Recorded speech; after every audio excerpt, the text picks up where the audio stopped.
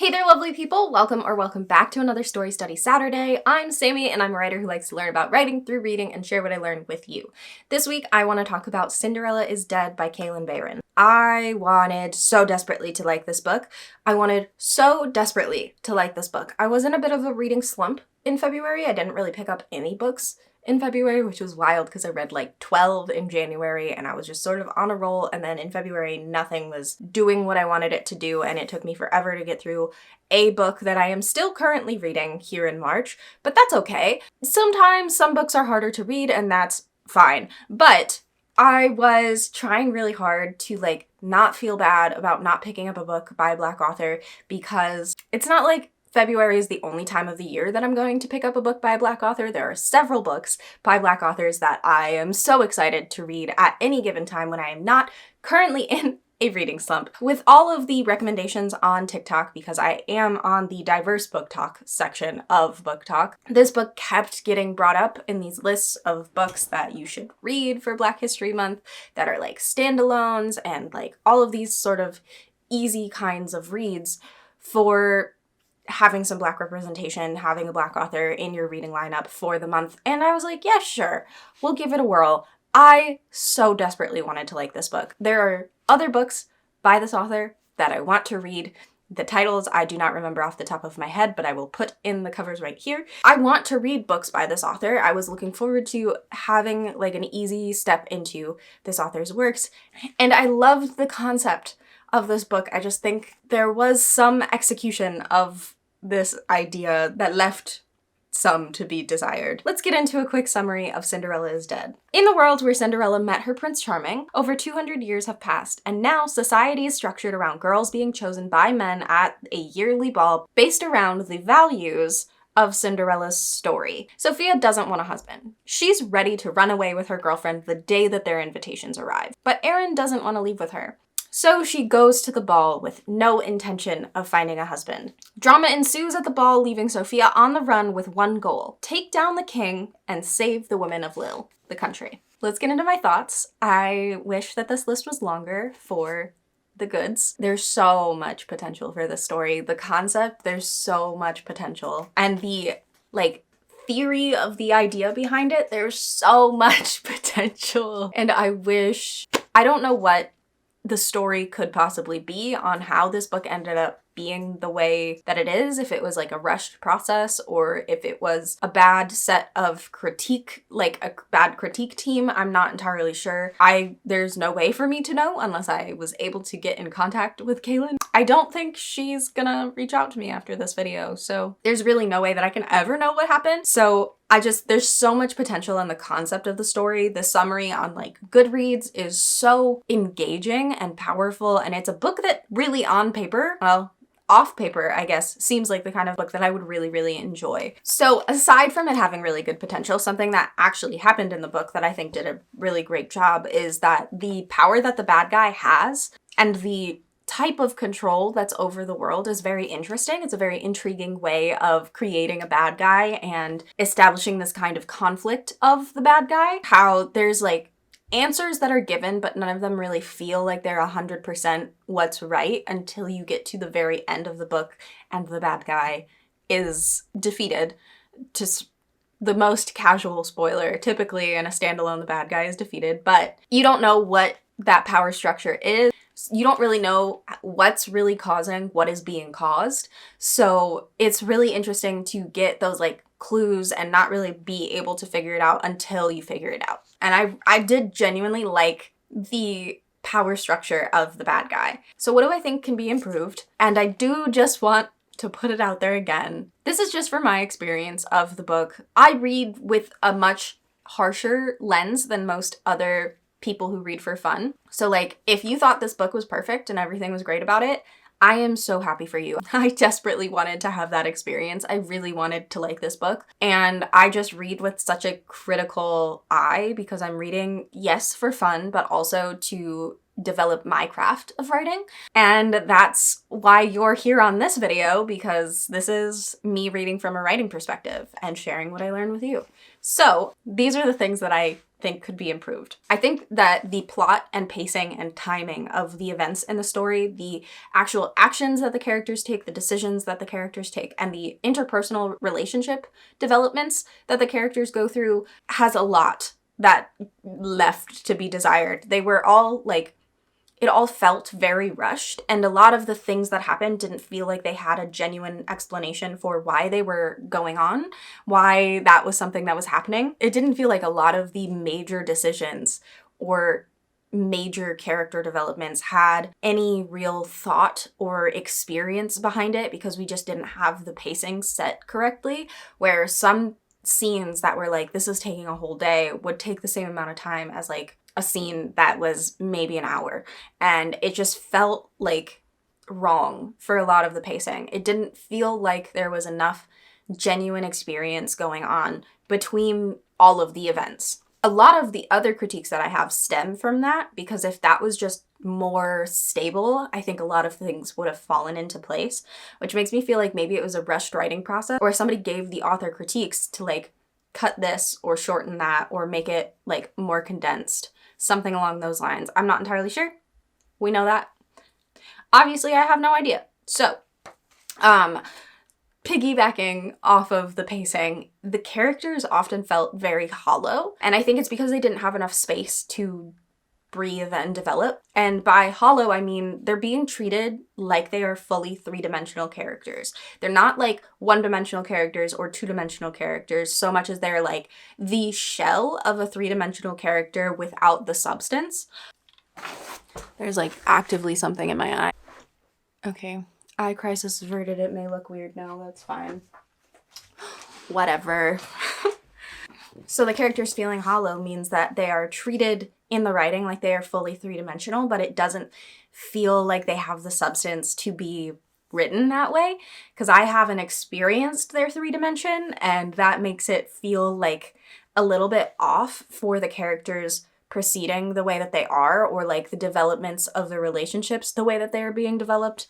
It just doesn't feel like it is exactly right. It's not at the level that it feels like it should be for this to continue on, for like the story to continue on at the rate that it is.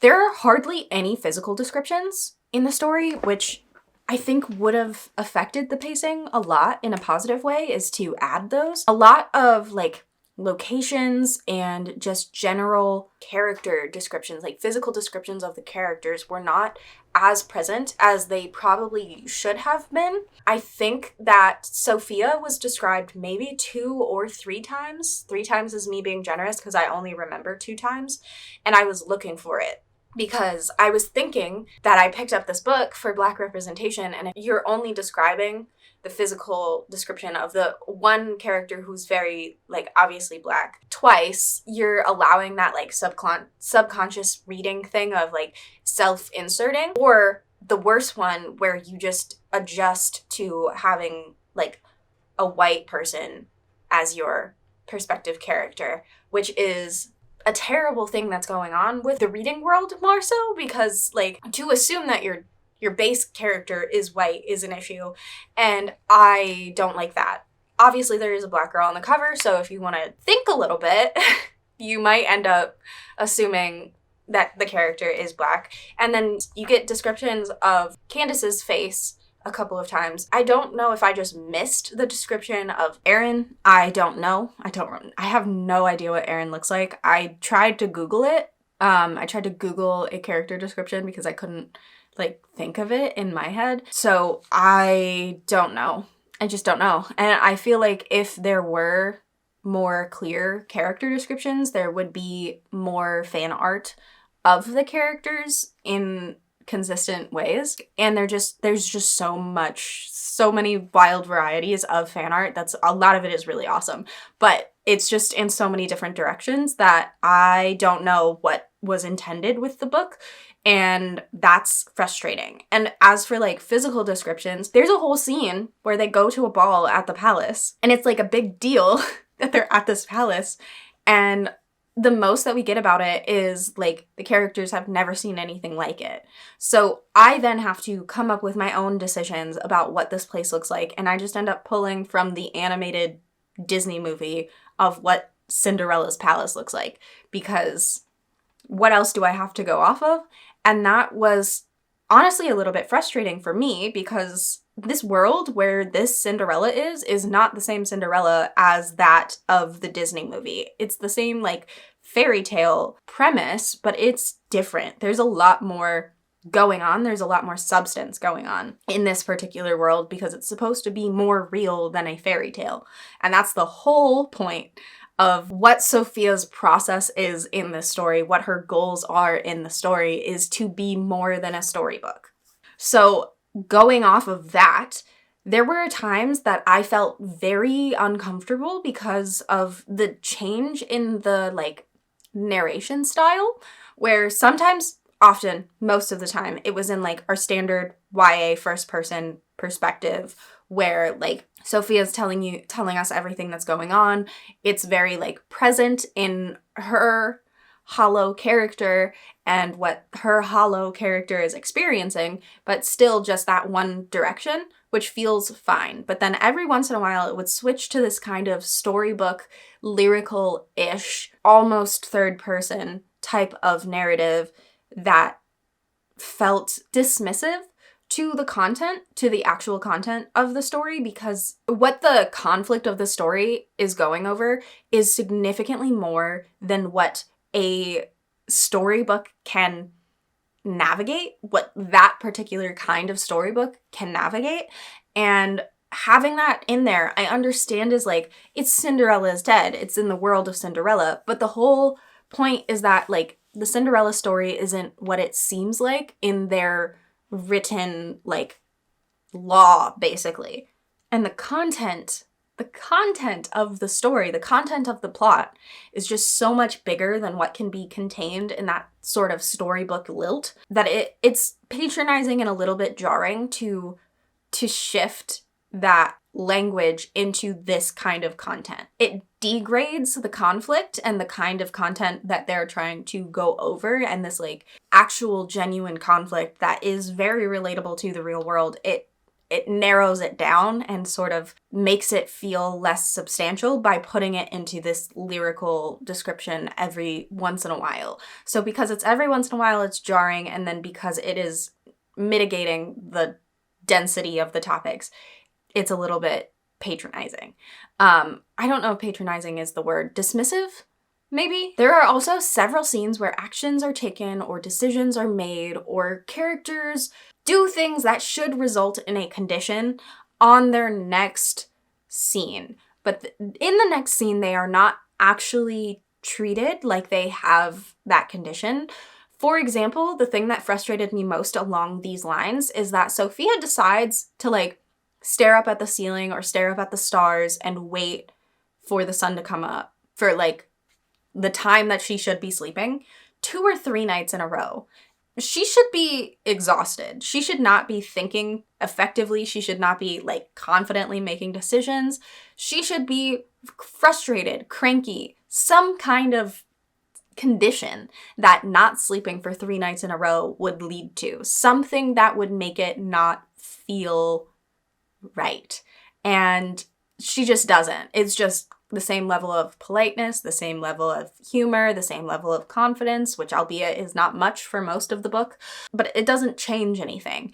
And if you have your characters going through things that should affect them physically, it should affect them physically. Or don't have them go through it. Why can't she sleep? Why are you making it so she can't sleep? What does that say about her if it's not changing anything, right? I just wish that a lot of those things, that's something that makes the characters also feel hollow, is like, they're doing things, they're being treated, they're being put into situations as if they are fully fleshed out characters, but not everything is impacting them the way that it should be. And then I personally felt like the ending wasn't grounded enough. Like, I really, really wanted to like this book. I was like, maybe the ending will round it all out and we'll just, like, it'll just be such a satisfying ending that it'll solve all of these other qualms that I have with it. And I'll be like, okay, great, it was worth it. It just wasn't.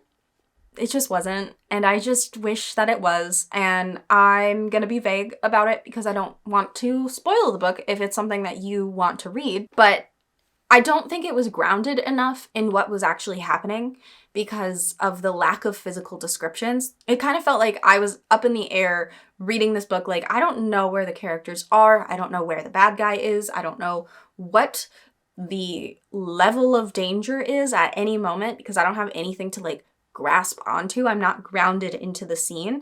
There's nothing for me to tether to. And I wanted to be tethered to something.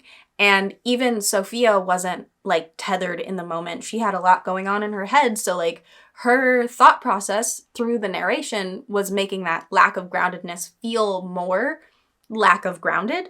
And it just felt like we were running around doing the things. Everything was supposed to be scary, but I wasn't sure for sure if it was scary or not, or if we were just running around. And then something happened. Yay, we did it. And I was like, that's not what I was hoping for at all. Like, I wouldn't be able to tell you exactly what I needed from that to make it like a satisfying ending, but that just wasn't there. It just wasn't there. And I so wish that it was. I really, really wanted to like this book.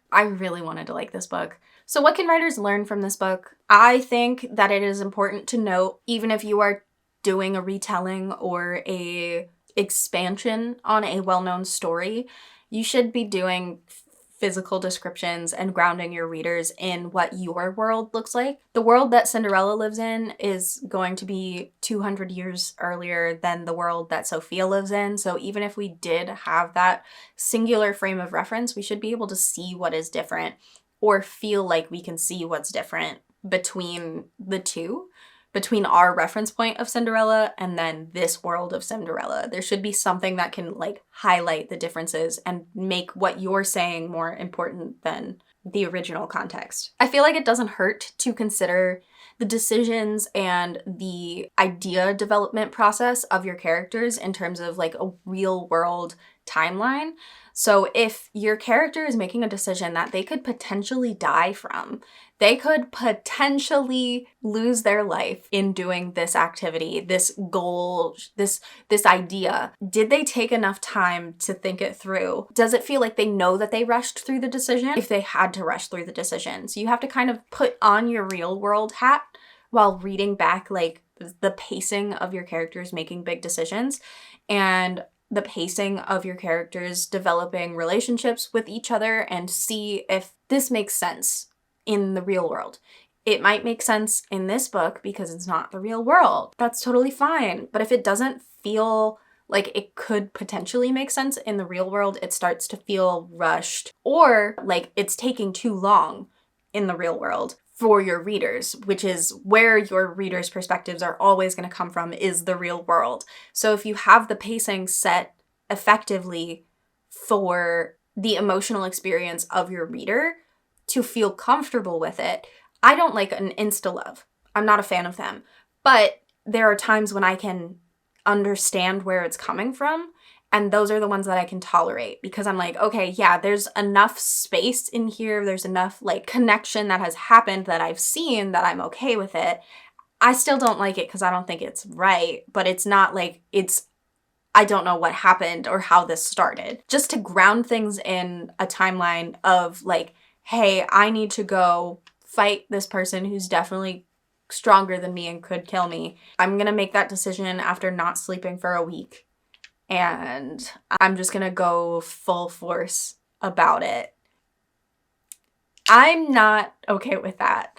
And not having any questions about it is also a red flag for me. So like, read your characters' decisions in terms of how they would look in the real world. So like, if your neighbor was doing these things and that's their timeline, would you be concerned about your neighbor? They don't have to be your friend.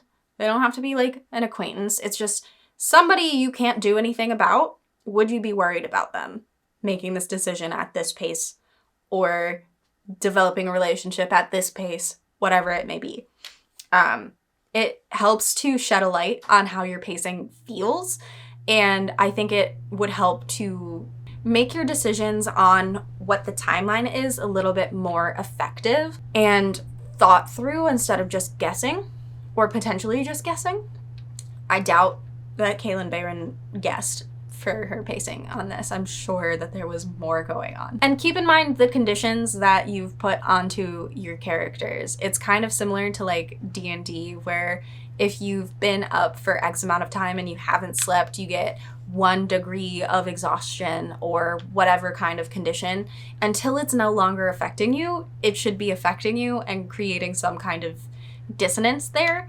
And like it should impact how your character behaves and lead to them hoping for more sleep, or like looking forward to sleeping, or no longer, or like actively trying to sleep instead of deciding to stare up into the sky. Something should happen because of your character's decisions or conditions that they are in, and just keeping track of those and how they change how your character behaves will help them feel so much more rounded and complete and just human. But that is all that I've got for you today. If you enjoyed this video, please leave a like. It'll really help me out and show the algorithm that maybe other people might like this video. If you liked this book, I am so happy for you. I'm honestly jealous. I really, really wanted to like this book, and it just wasn't for me, and I am so sad about it. I gave this book a 1.6 on my personal rating scale based off of different categories, and I am so sad about it. But hopefully next week I'll have another book that I am excited to talk to you about and that I gave 5 stars or something along those lines, because I am desperate for another good book.